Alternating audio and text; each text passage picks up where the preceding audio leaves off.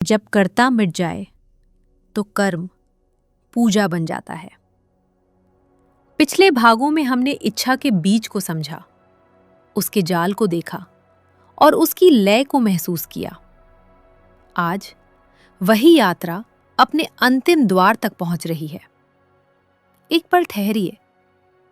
जब आप कोई कर्म करते हैं तो भीतर एक भाव उठता है, मैंने किया। यही भाव धीरे धीरे बंधन बन जाता है।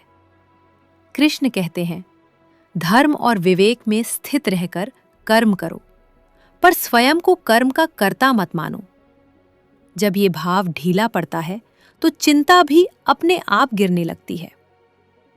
अब जरा एक दृश्य देखिए।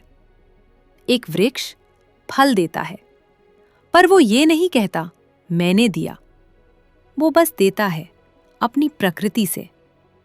वैसे ही कर्म करो पूरी तरह, पर फल को अपनी पहचान मत बनाओ।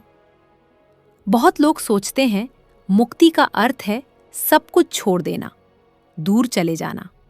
नहीं, मुक्ति कोई जगह नहीं है, यह एक दृष्टि है।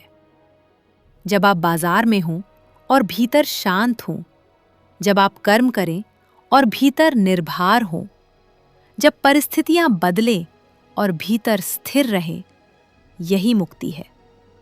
धीरे धीरे इच्छा बदलने लगती है। मेरी इच्छा एक प्रवाह बन जाती है, जहां कर्म व्यक्तिगत नहीं रहता, बस होता है।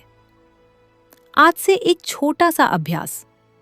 कुछ भी करने से पहले एक पल रुकिए और भीतर कहिए, हे ईश्वर, इदम कर्म तुभ्यम समर्पयामि।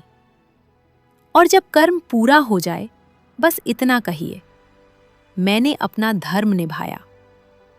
कर्मयोग कोई विचार नहीं है, यह एक अनुभव है।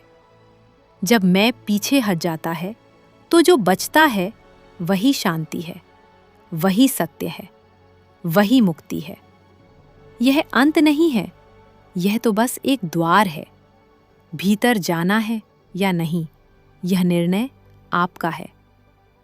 अगर यह अनुभव आपको छू गया हो तो इस यात्रा में बने रहिए। यही कर्मयोग है और यही मुक्ति का द्वार।